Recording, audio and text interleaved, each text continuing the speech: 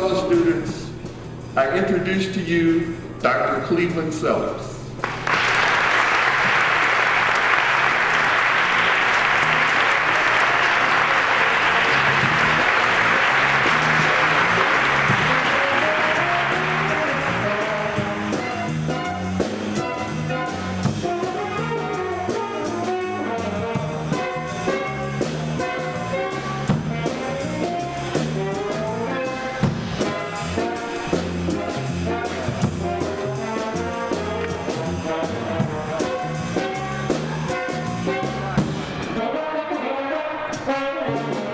SNCC was a organization that became a national vulnerable organization of young people whose initial project was to coordinate the protest activities, sit-ins activities across the South.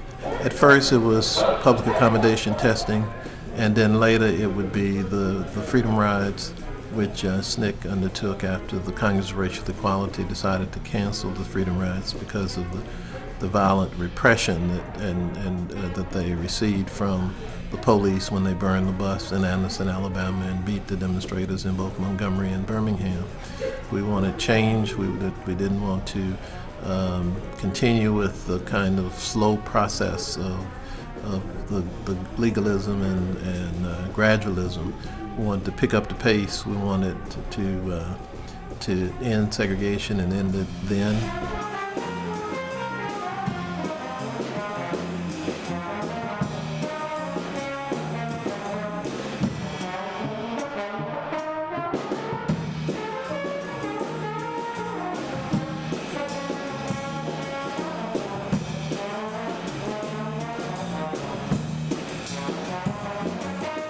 After young people moved away from nonviolence as a tactic, the only alternative we had was violence. That's too much status quo, and that's too much theater.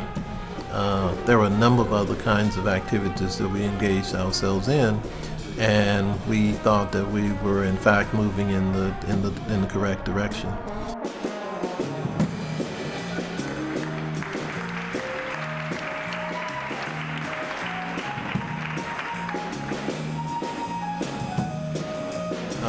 We were in Mississippi and Alabama and most of the South as organizers. And we didn't go in because we were going to make a revolution, or we were going to seek liberation, but we were going to go in because we were going to insist and challenge the communities to empower themselves to do that.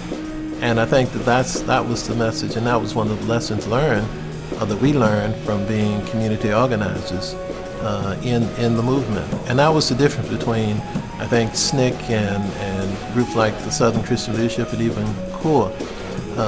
We operated as a group of organizers. We didn't go in and mobilize for a campaign and then 2 days after whatever big event had occurred, we were out. We went in with the idea that we were going to stay there until there is an organization sufficient to stand on its own. When we celebrate Dr. Martin Luther King's legacy, we must not celebrate Dr. King the person, but the struggles, sacrifices, and the victories of all the men and women who played a role in the fight for justice, equality, and peace. We had a lot of folk who started out by writing about the civil rights movement early on, the social scientists and all. And they wanted to define the civil rights movement in the context that they thought was more applicable, not applicable, more palatable. And so they sanitized that first thing. And then it became convenient for them to find somebody to embody that movement. And so they went with Dr. King with using the big man theory.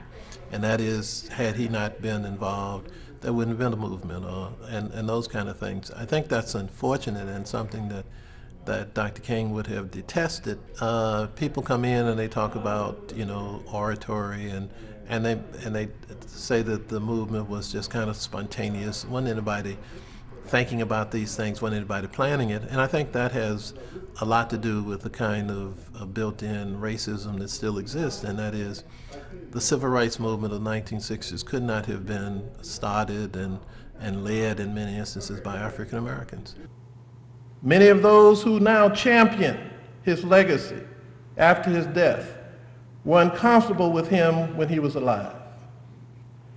Dr. King's oratory skills and charisma are legendary, and Dr. King was indeed an exciting orator. But emphasis on Dr. King's charisma and oratory suggests that the movement was held together by spellbinding speeches and blind faith. Nothing could be further from the truth. When you have this big man theory, it's almost as if for there to be change, the big man has to decide that that's what is needed and that's what is necessary. And it takes away the authority and from young people, and authority from poor people, and authority from marginalized people to organize themselves, develop the kind of consciousness that is necessary and required, and learn from some of the experiences of the past, and put something in place, develop a strategy, a tactic to address the issues that we still face.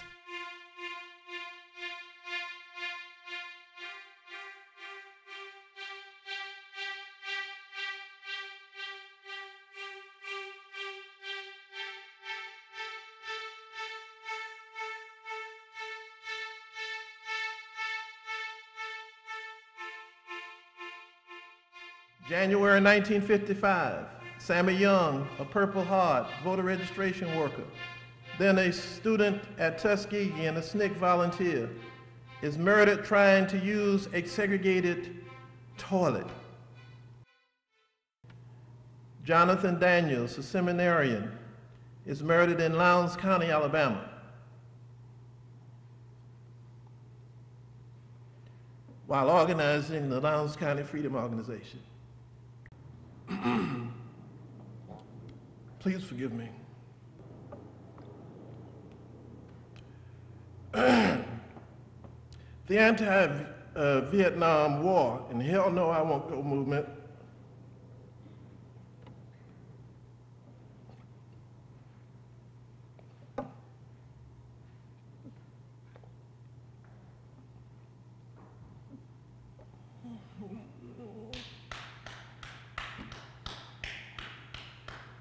were manned by young people in a coalition of church, peace, and civil rights groups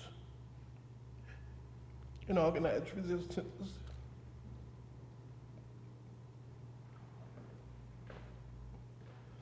I'm sorry, Ruby.